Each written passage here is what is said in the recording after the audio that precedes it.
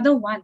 We can't imagine what a person goes through physically and mentally, because till it happens to us or our close ones, it's difficult to fathom anybody else's situation. It's difficult to understand their feelings. Somehow, shame. They will lose their shame. To end this filthy practice, to end this miserable expectation, and to end the society's power to say this, we are holding this session to talk about this supposedly uncomfortable topic of harassment. It's known to all of us that this topic is a taboo in our society, but due to it being so, we have harmed a number of people. So, through this session, we deeply wish to educate ourselves on the same. We want to educate ourselves and we want to understand more and we want to support more. We want to shatter the silence and stop the violence. For this, we have two very talented human beings with us here today, Prisha and Sanya. I've personally been following Prisha for a while now, and she has had such a big influence on me. And Sanya too. I've seen her work on their page, and she's amazing. Expected that. So yeah, Prisha and I work together at an organization. We founded it. It's called Sex Education India, and we've been working pretty hard addressing this issue. Actually, it was why our organization was born. It was out of a really brutal rape case, and we decided, we needed to do something and we needed to talk about it.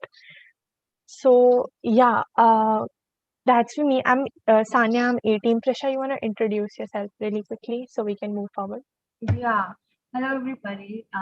I am Prisha Dhatwalia. I'm 19 years old and I'm currently pursuing. Okay, they have our intros. All right. Okay, so I just wanted to thank Vani for reaching out to me for this initiative. When I heard of it first, I was actually, thrilled to be talking about it on this platform. I was actually very excited. And that's when I approached Sanya that we should definitely be a part of this. If our fellow peer mates are, so interested in talking about this issue, let's take the first step and be a part of this initiative. So thank you so much for having us here.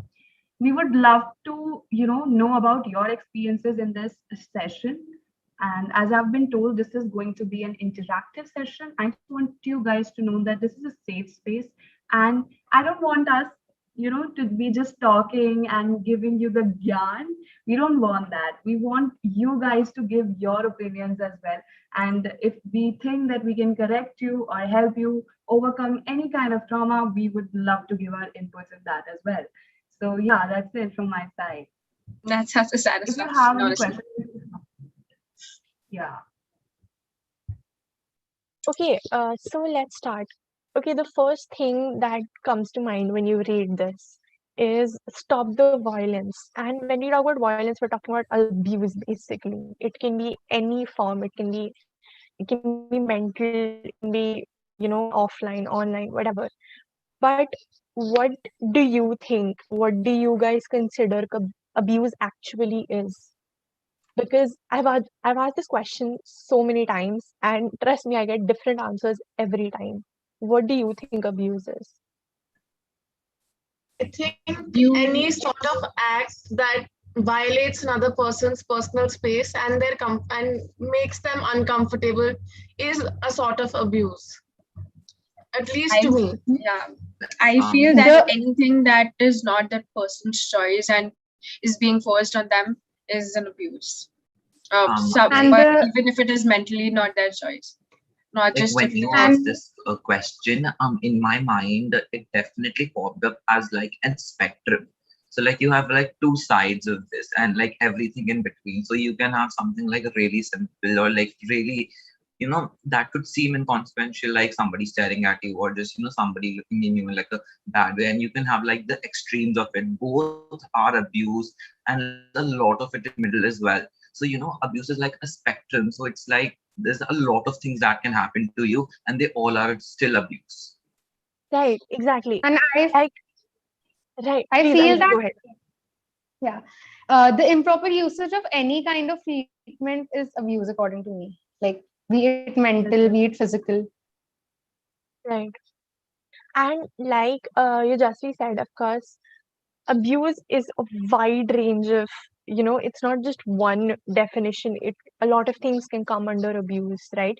Like, okay, so did you know that like after the Me Too movement started, there was a study, not here in America, but 46% of the participants said that they called non-consensual hugging a form of abuse. Now, for someone whose love language is very touchy-feely, you wouldn't expect that hugging could be a form of abuse, right? Because it's very, it doesn't harm anyone. It's not harming anyone in particular. But if the person's consent is being violated, and if they feel uncomfortable, it is abuse. It is a sort of, violation of their boundaries. And right, like we said, a lot of people consider it to be exactly completely dramatic to the violent side that we see in news, right? But there's so much before that. I mean, I'm saying that's important. Of course, we need to address that, but there is so much else, so many other things happening, and most of the time it's happening from someone you know. It's not a stranger, it's not stranger danger, it's not happening from like a stranger in a dark alley like people would have you believe. That's not how this works.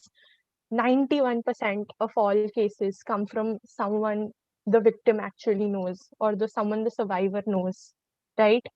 So there's so much that can incorporate in abuse. And Prisha, do you want to add something to Uh, what I'm saying? when there was Actually, a first before time, in both of you say anything else, of course, it was so meaningful. Whatever you said, it's so right. But we would just like to introduce our viewers who both of you are. I would like to introduce how what exactly you both do and whatever it is. So, Yeah, yeah, please. Ashi, would you go please ahead. take over? Yes, sure. These two very talented women, as Vani said, are here to educate us and break through stigmas regarding sexual harassment. First up, we have Miss Prisha Datwalia, a 19-year-old woman striving hard to make a change in this world.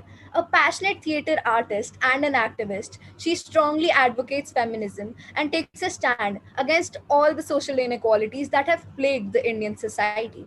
She devotes her time to her duties as the community executive of a renowned NGO where she works for the upliftment of the underprivileged sector of the country.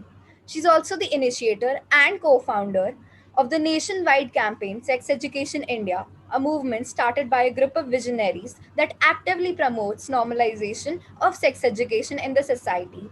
And yes, all of this won't be possible without the ideation head and co founder of Sex Education India, Miss Sania Rehmani, who was an aspiring psychology student and also an activist who cares about environmental change. We surely know that both of them aren't scared to stand for what's right. I would like to extend a very warm welcome to the both of you, and I'm sure that this webinar will be an educative experience for us. Thank you so much, Arshi. I don't know why I'm blushing. Yeah, that was so sweet of you to introduce us in such a nice manner. Hello to our viewers, to whoever is here. We're really glad that you have joined us, and we hope the same that this session turns out to be really informative. Okay, so Sanya, as she was telling us how half of the times the perpetrator who commits the crime or commits the sexual harassment is someone we already know. So I would like to add to that half of the time the victims who are being sexually harassed, they don't even know if what is actually happening to them is correct or not. There are certain ways, verbal, it can be non-verbal, and even smallest, the slightest of actions like staring a person creepily even after their constant stares and them denying the signal of starting a conversation is harassment. And it is sad that we normalize such things by not talking about it, because I can talk on behalf of women. We women, we're tired of being stared at in metros, in buses, in our outside our schools, and we don't often talk about it because for us it's like ye to hota rehta hai. What can we do? Yeah, you'll just gossip about it with your friends, or maybe you'll tell someone, and even they will not have a strong response to that. But what I need you guys to know is that छोटे से ही, the the smallest red flag that you see, the person who is trying to make you uncomfortable, you have to take a stand and reach out for help. Chances are that you might not get a good response, because I'm sorry but नहीं लेते हैं काफी लोग seriously sexual harassment के cases, and there are chances कि आपकी बात को एकदम ignore कर दिया जाए. But you have to keep seeking that help. Tell someone you trust, go to an adult and talk about it. And you don't have to be scared, first of all, by the person who is trying to harass you, because that is what tends to happen with us young girls. We have very less knowledge about these topics, and we've just heard about it in bits, but we don't actually know how to act in such situations. All right. Tanya, would you like to take over now? Yeah, sure. So Yeah, we Prashant, actually had a presentation as well. It includes all the yeah, anonymous story and a few reports. So it will Vani, also I'm sorry, 1 minute, Vani. Just walk them through the entire process so that they know exactly when they. Yeah, we'll do that. First, we have this presentation. In this, we have all the anonymous stories and that we collected from around, and I asked you as well. So these include the anonymous stories. After that, we have a few questions that we would like you to answer. Maybe just elaborate them. Both of you can elaborate, or any one of you can comment on them. That's your choice. We'll just speak out your name, and if you want to add something, of course it's your choice. Please do go ahead for that. And in the end, we'll take the questions from the viewers. We have the live chat on YouTube, and whatever questions any of you have, you can post there, and we'll take up them at the end of the session. So I think our questions will include most of the talk, but if you have anything, please, you can say anything, whatever. right. I think I'm, yeah, okay, Sanya. Sweet proceed. So, hello everyone. I'm Yajasvi, and we have prepared this little presentation to make like everyone who is watching this webinar and everybody attending to get the real life experiences and how it affects the survivors. So, before we get started, we have a quote by American entertainer Reese Witherspoon, which says, "There remains what seems like an impenetrable wall of silence around violence, and we must all play a role in breaking this silence." Actually, when I was researching for this webinar of ours, I actually found this survey which told me that 81% of women and 43% of men have experienced some sort of sexual harassment in their life. This issue is so widespread that almost every single woman and almost half of men have faced some sort of sexual harassment in their lives. It is just so saddening and disheartening to see such a giant number over here. But in my opinion, numbers don't really have any true meaning to them. They only give us about 30 to 20% of the picture. So, like, what do these numbers actually mean? What does that 43% or 83% or any number we see what actually means? So for that, we have gathered some anonymous stories and incidents, and not stories, I apologize, some experiences people have faced. We collected through that a Google form we prepared. I think that was circulated with our knowns and the unknowns. And our fellow interactors in this webinar will be giving a voice to these stories, and they'll be completely anonymous. So let's start. So, honestly, it was sort of an everyday thing, especially living in Delhi. No matter what I wore, people used to stare at me with lust in their eyes, and it made me really uncomfortable. In school, too, in an empty room where I was doing work, two boys were sitting and singing randomly cheap songs while staring at my legs and me. During the annual day, too, the same boys used to sit next to me where my group practiced and would stare at me the whole time. I hate living like this constantly, being stared at and smiled at by weird and random creepy men. And the fact that most of my friends have gone through something like this makes me so sad. Firstly, I'm really sorry that this happened to you, and I truly empathize with you. Um, I think Yes, it's very disheartening, to even read this while sitting at our homes. It has really get to The me. especially in Delhi is really hitting for me because oh my god, Yeah, okay. exactly.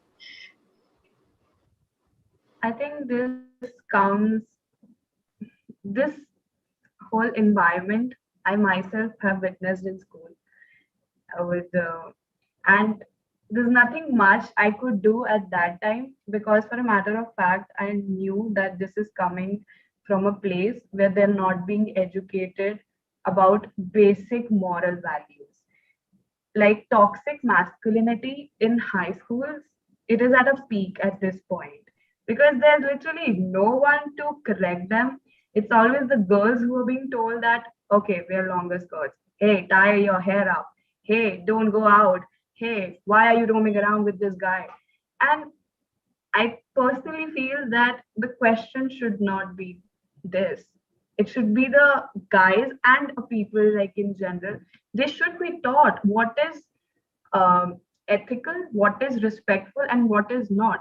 People these days do not understand what basic humanity or basic etiquettes mean. So yeah, that is like very well. We see the result here, and it is very sad. And Sana, would you like to? And it's just, yeah, and the fact that most people are not educated about what being sexualized means.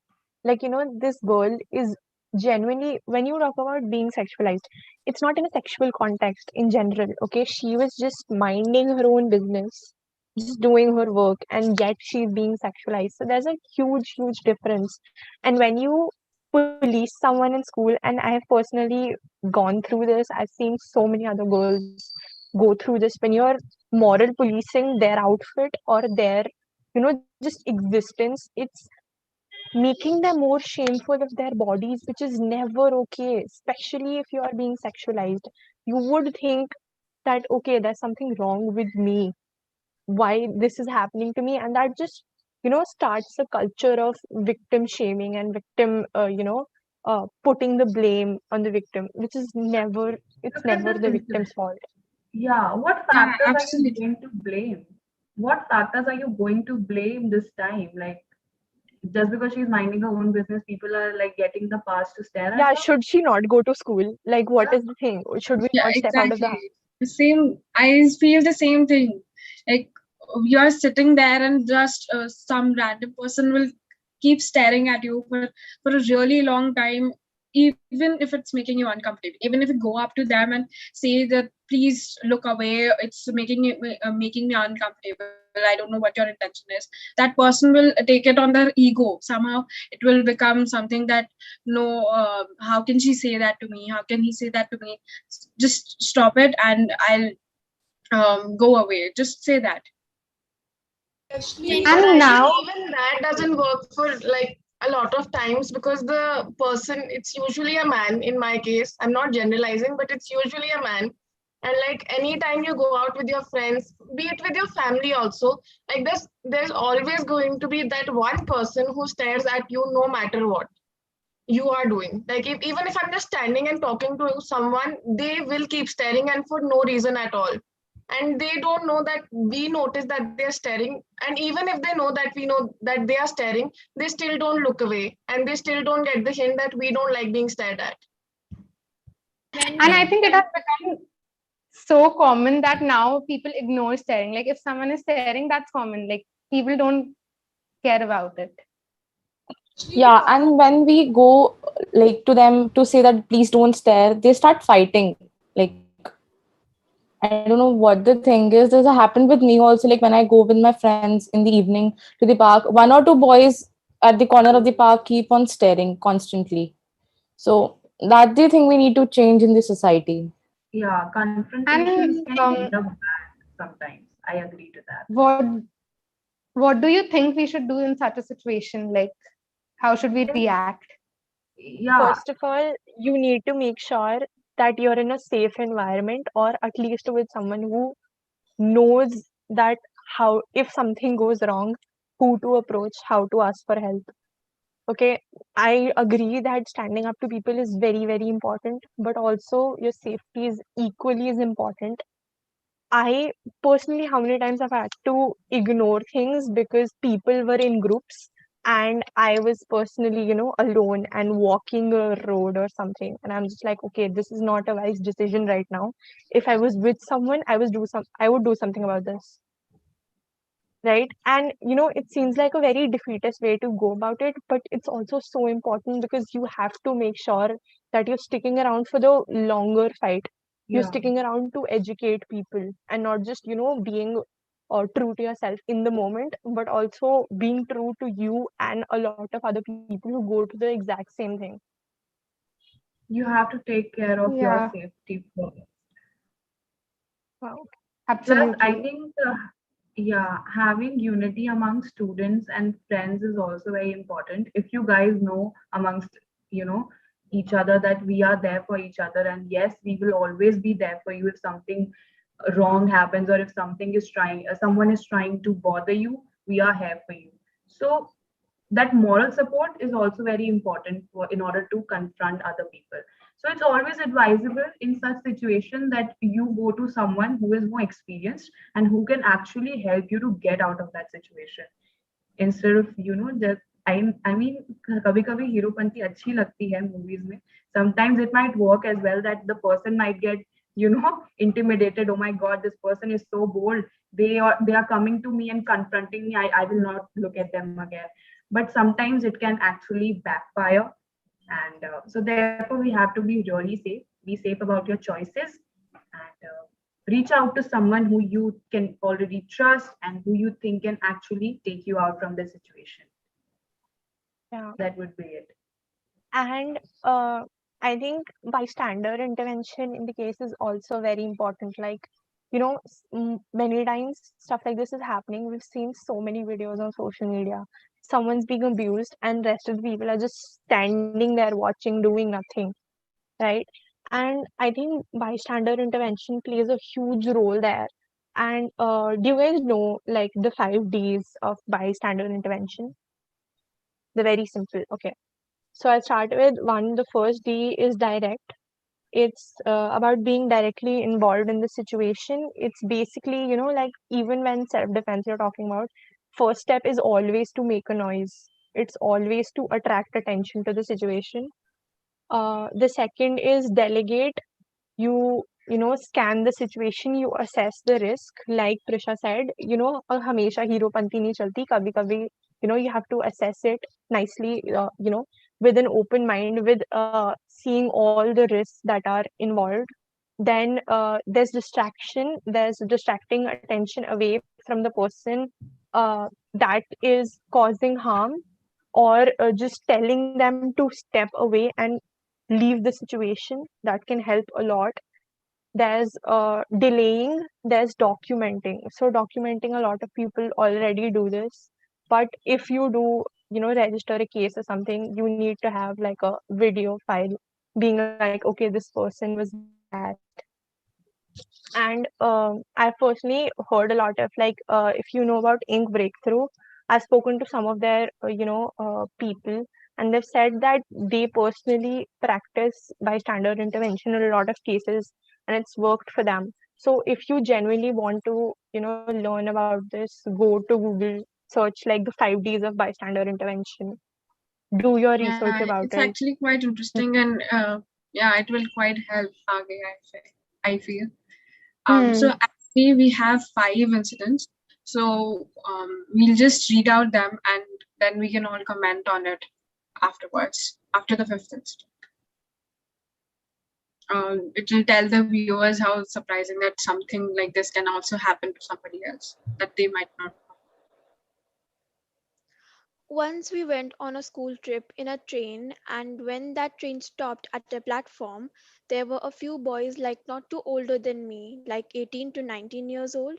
They all stood in a circle, and one of them pointed at and I was sitting with my guy friends. Still, the fact that they did that was absolutely horrible. The I really innocence felt in bad this for this text, the person. way she has mentioned, Yeah, the way she's mentioned that I wasn't wearing anything short, the way she thinks that clothes are actually a factor of being harassed, for being harassed. Trisha, do you Oh my God. remember when the online thing happened? The streaming of the girls' photos thing on Eid? Yeah, yeah, on Eid. I Yeah. remember that very well. So, in case you don't know, something happened on Twitter recently and it really affected a lot of us. The bottom line is, it really just proved that you don't have to be wearing anything revealing to be sexualized. If, an abuser wants to sexualize you, they'll sexualize you in anything, no matter what you're doing, no matter what you're wearing. Yeah, even women who wear burqas, they also Yeah. get sexualized. Like Yeah, this whenever reminds me there's a of rape case in the news, they're always like the girl was wearing this, the girl was wearing that. But the truth is that even month-old infants get raped in a country like India. I'm speaking very honestly. Like even and I thought that during the COVID crisis, because of the lockdown and everything, the rape cases would go down. But it was honestly really surprising that even in hospitals, even patients were getting raped, and that is very disturbing. And as a girl in a country like India, I genuinely feel scared to go out at night or even during the day. Yeah, And I same. saw this IGTV on like Insta, and like they were interviewing random people like what is the cause of all the rape and sexual harassments that happen nowadays. So all of them answered that it's the clothes, or it's maybe they should not get out. I think it's not the clothes, or like maybe if they're like, I think it's the people most always, I think. It's the thinking of people basically, like how they see the girl.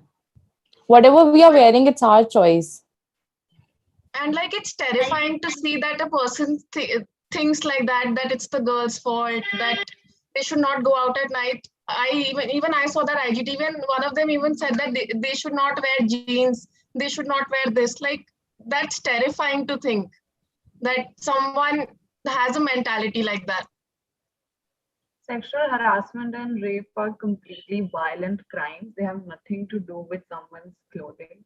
I personally believe that. And yes, I've seen that IGTV as well. It disgusted me to the core, and I literally had no words towards the mentality of my countrymen. And I think this mentality comes from patriarchy. I think patriarchy is one more, like, a very solid reason why we are still lagging behind. But we, in that process, we forget to question the person who is actually committing the crime. And it is very alarming and very irresponsible on our part. That's what I believe.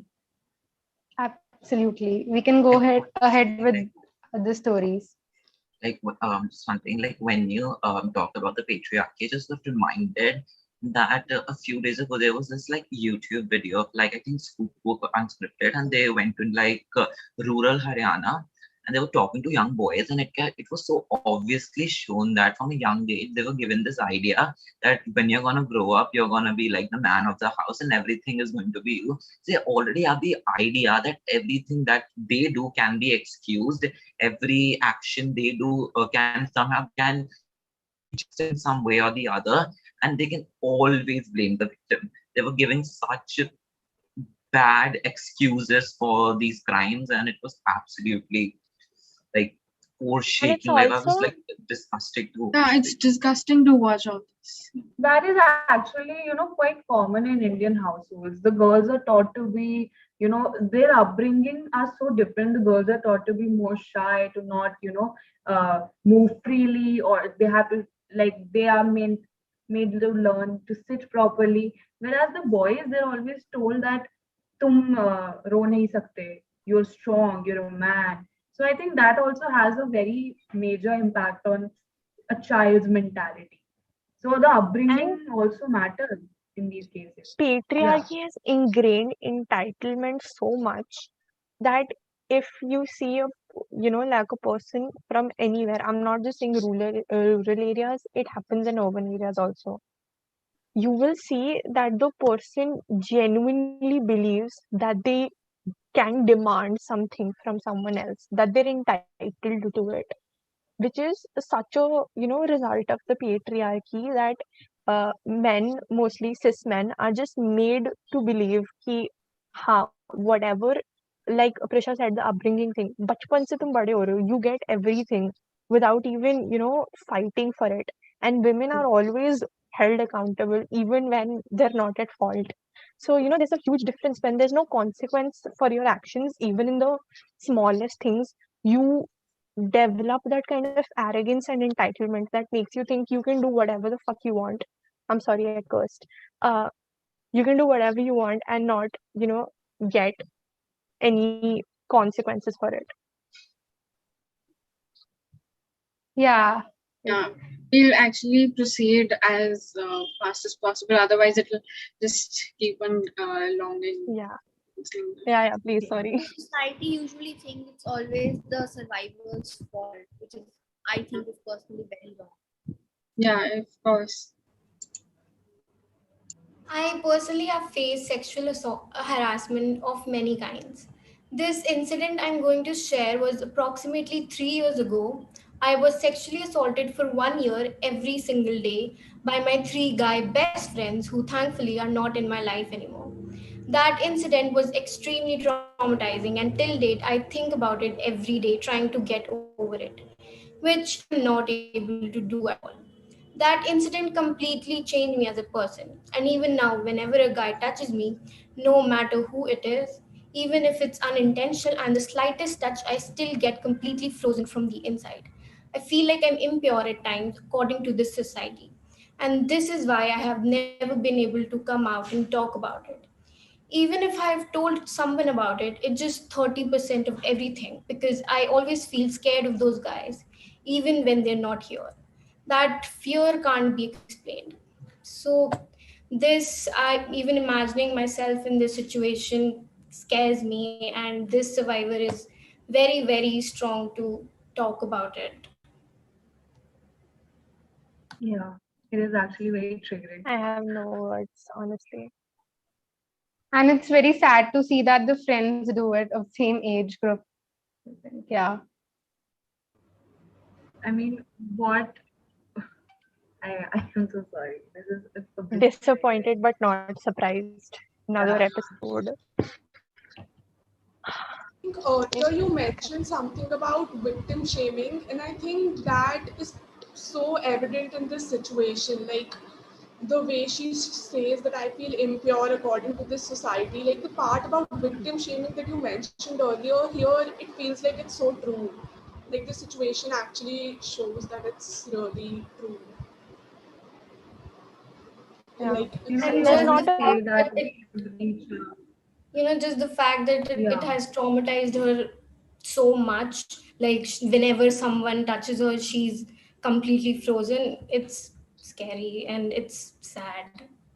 that happens. You become jumpy or you become very, not touchy and stuff.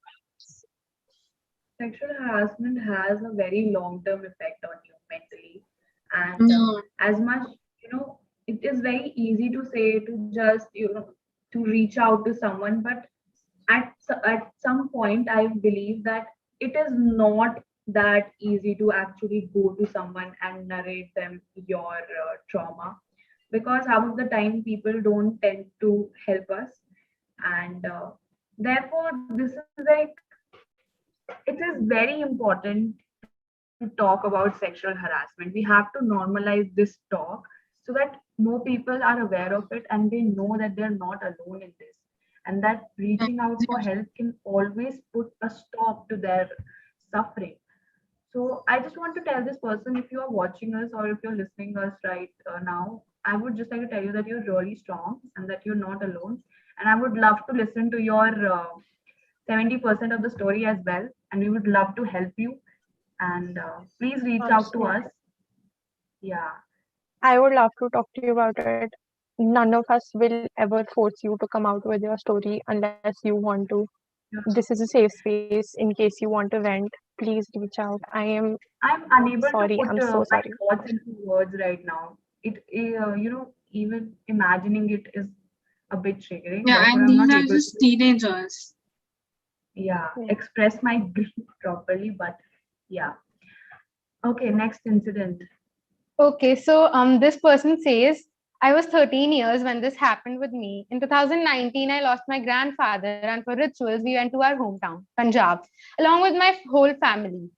We were in a temple. So one of the family members touched my private part. As there was a rush, so I thought that was by mistake. But when this happened second time, I got a bit disturbed. I went to my sister and talked about this. And she said that this might be your thinking and you're already disturbed about your grandfather. I was just speechless at that time. I decided to take action, so I went to that uncle and stood beside him and asked my friend to film from behind. He again touched me, and this time I wasn't quiet. I shouted and went to my mom and showed her. She slapped. Does anyone know why brothers and fathers are protective towards sisters and daughters? Because men also don't trust men.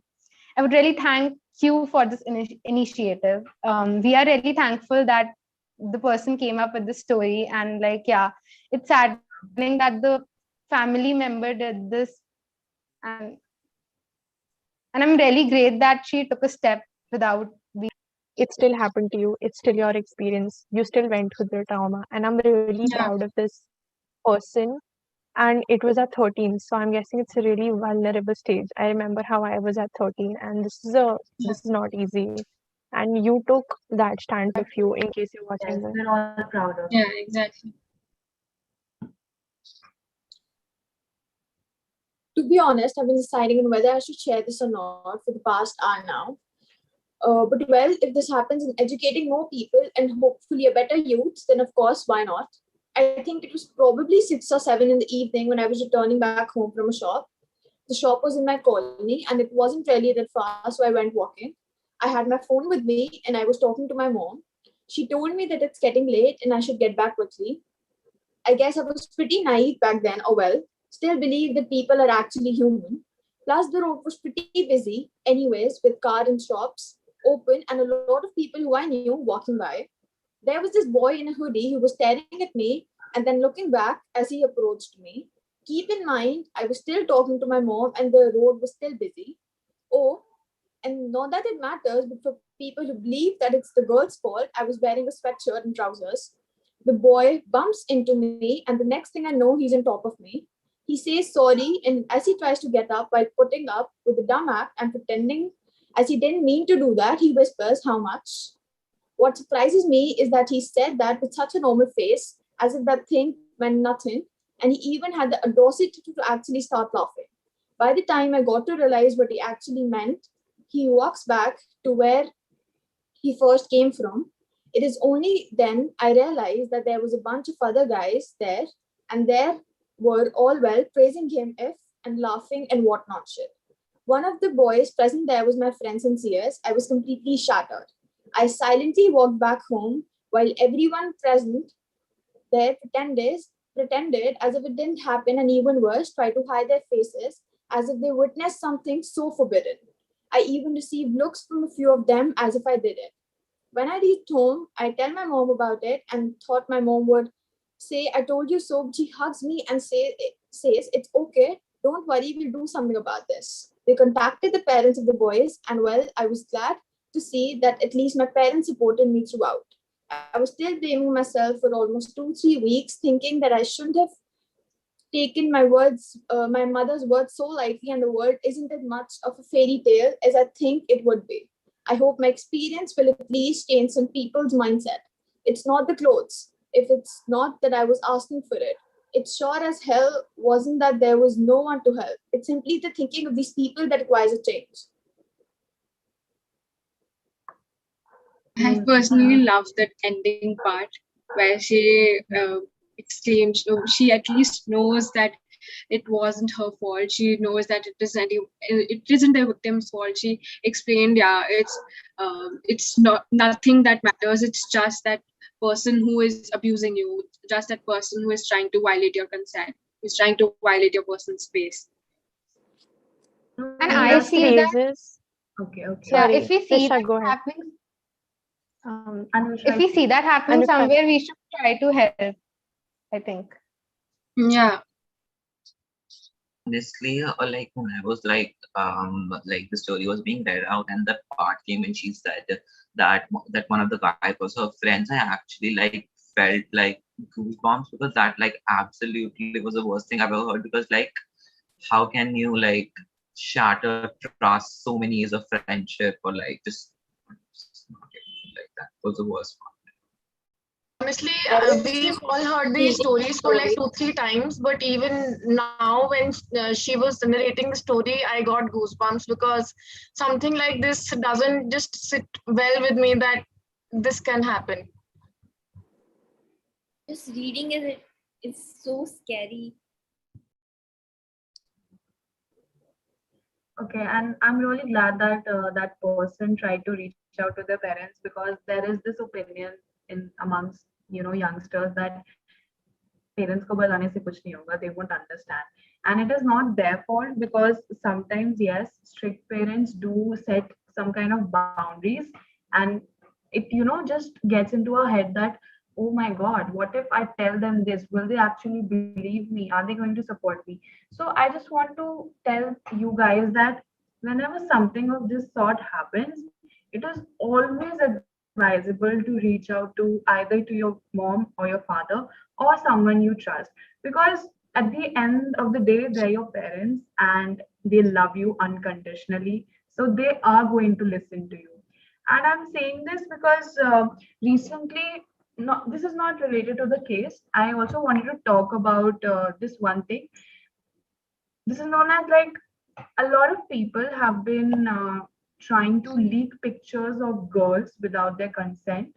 So in those cases especially, children are clueless, they don't know what to do because they don't want to reach out for help, and they don't want their parents to know because they're too ashamed that what will my mother think if she gets to know that I was involved in this kind of an act, because it's always the victim who's assassinated. Of what was the need for you to get involved with that guy? So I just want you to know that it is not your fault that that person who you instilled your trust in is trying to harass you by trying to threaten you for leaking your pictures.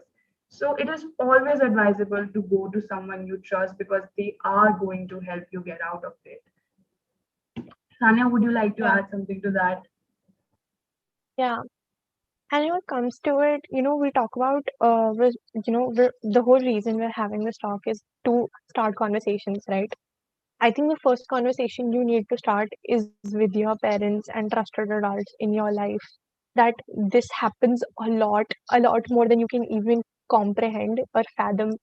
And you cannot blame minors, you cannot blame kids, you cannot blame your children for this. This is not happening on purpose. No one is asking for it. No one is, responsible for this kind of behavior but the perpetrator, but the accused. Okay. And I've seen people being accused by their parents, and maybe it's not such a safe space for them, but we have to start making it for as many people as possible. Talk to your parents, tell them that this is a really toxic culture and you are their child and you need their support in case something ever happens, or in case something happened with your friends or something. You need that support, adult support, because without that, this is not some place where you can exist freely and safely that you would generally expect. And I think that parent support is really, really important. And if there are people who watching this that are parents, or know someone who are going to be, please talk to them. Please tell them to make this a safe space for their child so that they can come up and tell them if something happens. We made a post about dating violence as well, and a while back, and most things what we talked about in that was people are not even ready to acknowledge that adolescents in our age date. Okay, not even just adolescents, young adults, people in their young 20s and stuff. People are not ready to acknowledge that they date, and so much of violence comes from your partners. And I know this is very scary and should not happen, but it is the truth. And if you feel like you can't tell your guardian or parent or something, even the fact that you're dating someone something happened, it is likely that you will shun it into the shadows and it will create an impact throughout your lifetime. And that's just not okay. So, if you want to bring immediate change, talk to your adults, please. Please talk to your parents. So thank you for that, like the advice you gave. Also, one thing before we continue, I would like to say is that when you were mentioning that parent thing, I remembered when we were having like our meetings and discussion for this webinar, and my mom came into the room and she heard the word sexual harassment, and she had like such a surprise face on her look, like, what are you all talking about? So after that, I like explained it to her, we're having this webinar and all. So like that even shows like parents are like they think it's such like a taboo topic. We should not like talk about it. Like she had such a surprised look on her face. So like that really reminded me when you talked about. So thank you for like giving us advice and like educating us. Yeah. You won't believe, but my parents still have a hard time in accepting that their daughter is out there talking about sex in front of people who are following her. Okay. So parents do have a hard time, but then they're also supportive that okay, at least she's doing it to bring a Yeah, they get positive effect in the adjusted to it. society. The first time I told my parents what, the name of our organization was, they're like, what do you know? What are you talking about? And I'm just like, okay, but when we hit like a certain landmark, they were very happy about it. So, it does help. It creates, a ripple effect, but it happens very slowly. So, start small, go somewhere. So like Yeah, those and I've literally heard comments like yeah, like from my dad's side, I've literally heard comments like "ये लड़की पागल है," because this one time I was watching television and I noticed that they've changed the color of blood. Like in those period ads, they've changed the color of blood to blue to red. So I was finally happy that okay, now we're going in the right direction. And I started like snapping and clapping and they're like, पागल हो चुकी है, इसको थोड़ा समझाओ, ऐसी बातें नहीं करते हैं. And it is so funny at times, but then I'm glad that they are willing to grow with us. And we as a generation are I think we're very smart, and our kids are going to be really lucky because we are going to make them sensitive about issues that are not given worth at this point. Of course, Yes, you I'll may try my continue. You best. were They trying to all will say. try their best, of course. I know for sure that they all will try their best to explain everything that they know about you. We can now proceed to the questions, whatever So questions. those were the responses we got from our Google form, and it is like so disheartening to see teenagers are like facing such things, and like it's so widespread in our country. So I feel like something must be done to stop all this. And like, when was the first time you realized that sexual harassment was not something to sit quiet about? Whether it was your friend who experienced something like this or any close one for that matter, someone or the other, I'm sure, must have told them to stay quiet about what happened to them. But like, imagine a 10-year-old boy who has some idea about what sexual harassment is, but unfortunately, until a close friend of his goes through something like this, that is when the boy realizes the gravity of the situation and why this isn't something to stay silent about. So, Sanya and Prisha, did you also for some time have a general idea about what sexual harassment was, but didn't know what it truly meant and how it influenced the survivors' lives? And what importance does speaking up about such incidents hold in today's world? Wow, those are a lot Yes, of questions in definitely. the same line. So, Yeah, actually, Prisha, I do you had a wanna hard go? time. Yeah. Talking about the experience part, I myself have been sexually harassed by my own cousin, and I had a very hard time accepting it because I guess I was 10 years old and my mother used to trust their family blindly. And she used to leave me in their house and she used to like, I'll pick you up in the evening. And it used to be such a, you know, threatening situation for me because I couldn't say no. I used to like hanging out with them, but then I didn't used to like what happened afterwards. Okay. So there's one time I was sleeping and I could feel that someone is trying to kiss me. and that person was on top of me and he was kissing me. So I pushed them back and I asked them, "What are you doing, Bhaiya? Why are you doing this?" And he told me that you're my sister. I'm allowed to do this with you. At that time, I had no idea about bad touch, good touch, because I don't know why, but at that time, no one was talking about those things. So yes, it was a bit traumatizing. And even though I didn't know what was wrong, my body was telling me, it was giving me signals that no, you don't want this, you don't want this. You need to get this person out. And then there was this one time when mom said, "Let's go to their house." So I said, "No, I won't go." And that was the first time when she noticed that, okay, she's showing remorse. She is denying to go to their place. She asked me what happened, and I told her. I told her everything, and I wasn't crying, and it didn't have that much effect on me mentally. But after telling her, she instantly went to their house and she slapped the guy, and now we're not in touch with them. So I think I got the right help, luckily. But that person still has the audacity to sometimes reach out to me on Facebook. So I sometimes wonder if that person even knows what he did was wrong or not. I'm so It Yeah, sorry takes that that courage happened that to was to you. my say thought. this. Exactly. Yeah. The fact that Yeah, he has this right to do it's very wrong. Yeah, I think he thought yeah. that he had, right to do this, and just that's wrong and sad. Yeah, then this is just the 10%. He also took admission in the same school as mine. So I knew that something big is like going on inside his mind. So I'm just glad that they've shifted now. But that is definitely not a solution, because their parents denied to accept that their son was capable of doing something like that. So, on my part, now that I've grown up, I have a younger brother. I teach him about such stuff. I tell him that if someone's touching you, even if Papa is touching you without your consent in places like your lips, your neck, or your private parts, it is wrong. Report it to me immediately. And gladly he understands that. So if you have younger siblings at home, please make sure that you make them aware about these things, Yeah, because of chances are course. that they might not get exposure to Yeah. those. Yeah. Sanya, would you like to say something?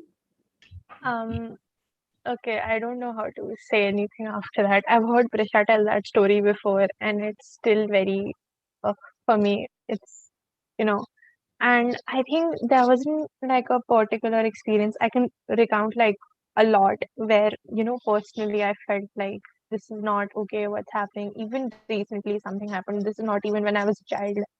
I was at a function and someone from my family member just literally, I was wearing a leather skirt, mini skirt, whatever. Doesn't matter because I know it wasn't my clothing's fault. I know that. But, they were drunk, they touched my skirt, stuff like that. And, shit like that happened and it happened in front of my whole family. And it happened and everyone created a scene, of course we were, but ultimately it was just dismissed because the person was drunk, which is not an excuse. I'm sorry, but no. And a lot of things have happened, but in general too, when we were kids, I think we experienced the fact, uh I would say the 2012 case, we all know about it. We all were very young when it happened, and that was like, for me, that was the first time it really hit me, like what is happening, and this might actually happen. This happens with other women, this might actually happen with me or someone I know.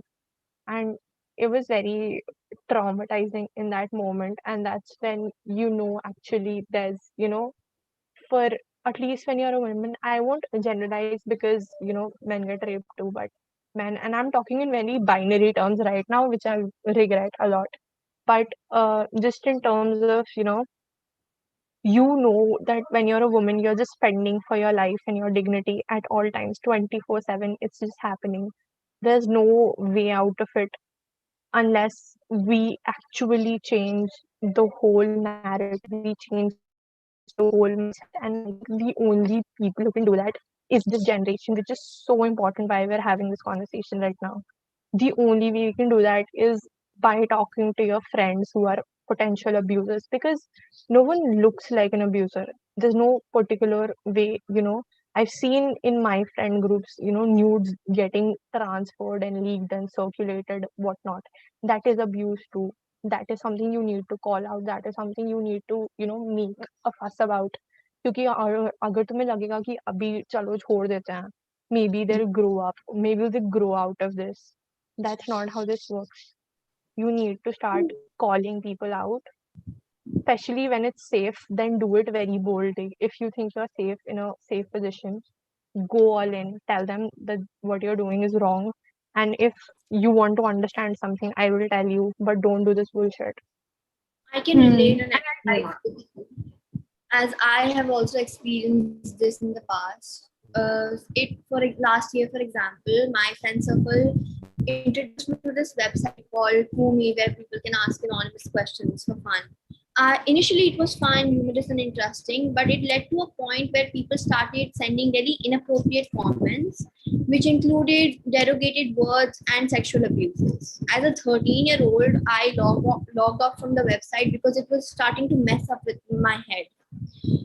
This year, I thought I could delete the account permanently, but I also again saw many more disturbing comments. To overcome such trauma, I talked to people who have experienced this in the past, and my family as well.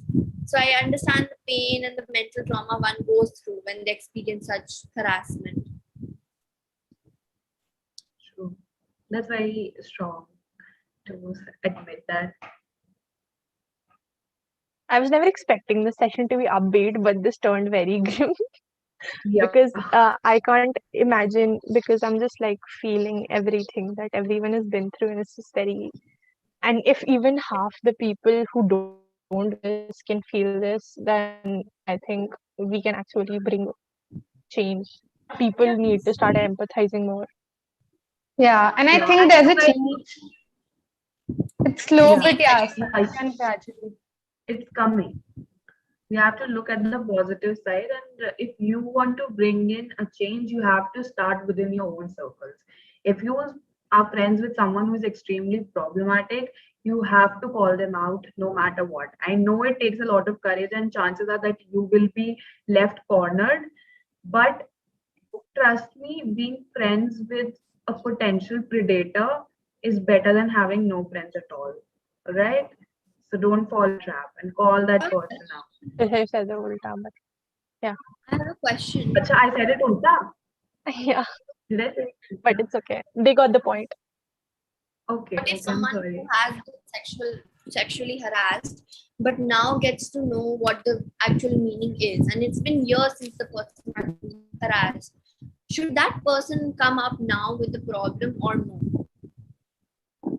I think you need to make amends with the person you harmed first before it goes into anything real. Of course, they're not at any point, liable to listen to what you have to say, because, of course, you've caused immense trauma and damage. So, if they choose to stay away from the person that has suddenly come with the realization that they did something wrong, it's completely okay on their behalf. But what a person can actually do if they realize, okay, I've done something wrong, but chances are they also know other people who are engaged in similar, or even maybe less threatening behavior. They can start educating them. They can tell other people, like, okay, something like this, I did this, I regret it deeply, and I will do everything in my power to stop it from now on. I think that's the biggest change that you can bring. I think that self defense is also very important for girls. I myself have been doing karate for like 4 years, and it's very helpful. You can beat people up if they're staring or whatever. Actually, we shouldn't need to learn Exactly. self-defense. It should be a personal choice. It's good that you do, but It's a you shouldn't backup. have to. It's Yeah, actually It's a a exactly. backup if you're alone. yeah. It's actually Yeah. an addition. It's an It's a trick advantage up that your we do, sleeve, basically, but if something happens.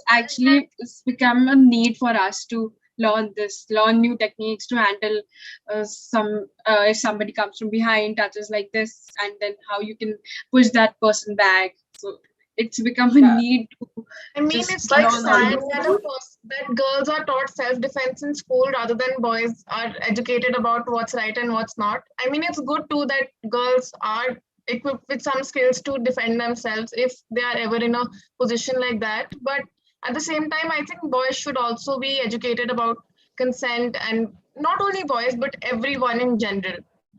Yeah, self-defense This is is not where sex yes. education comes in. Thank you, Cameo. So like sexual harassment is like a very stigmatized issue in India. So like whenever a victim of a survivor comes up with their story, they're called a liar, they're looking for clout, or they just want the attention. Such names and labels are thrown onto them like all the time.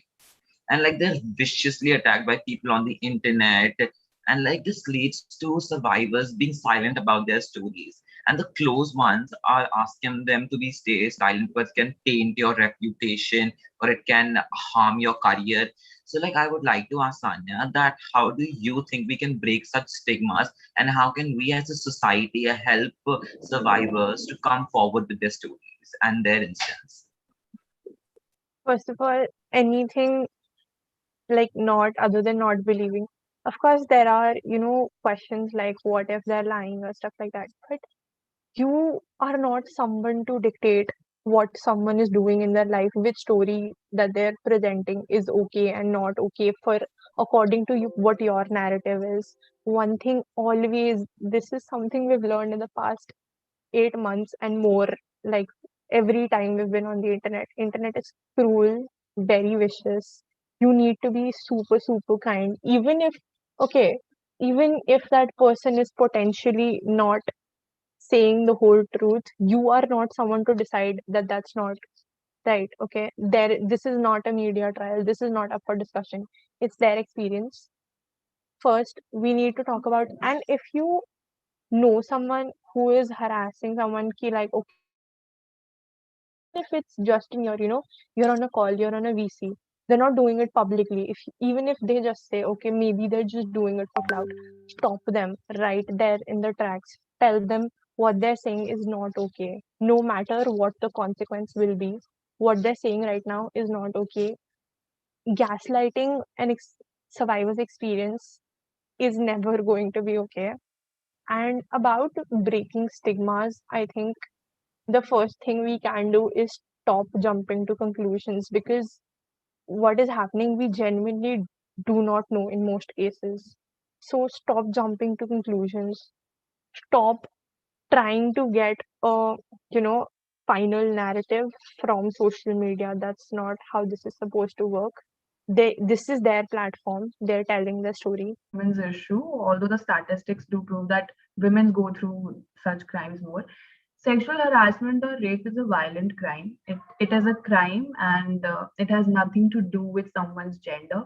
Any person can be harassed by anyone at any point. So, therefore, it's important to stay aware and make your boundaries clear to others. Okay. So, yeah, what was the last question? I am sorry I missed that. What you wanted Yeah, to know my views, basically, right? sorry. You wanted to know my views, right? Yeah, yeah. Yeah, so So I think basically, I that think this you, time is not gender based. yeah. I have another question. Most people think that sexual harassment only happen to people if they don't get out, but can happen anywhere, anytime, and with anyone, be it at home or out of home. We don't even know if you're safe at home because it could be your family members too, your most close ones. Other than reaching out to someone they trust or they know, are there any other things that we should do? Because a family member is Firstly, somebody in so this close that, case, of course, as you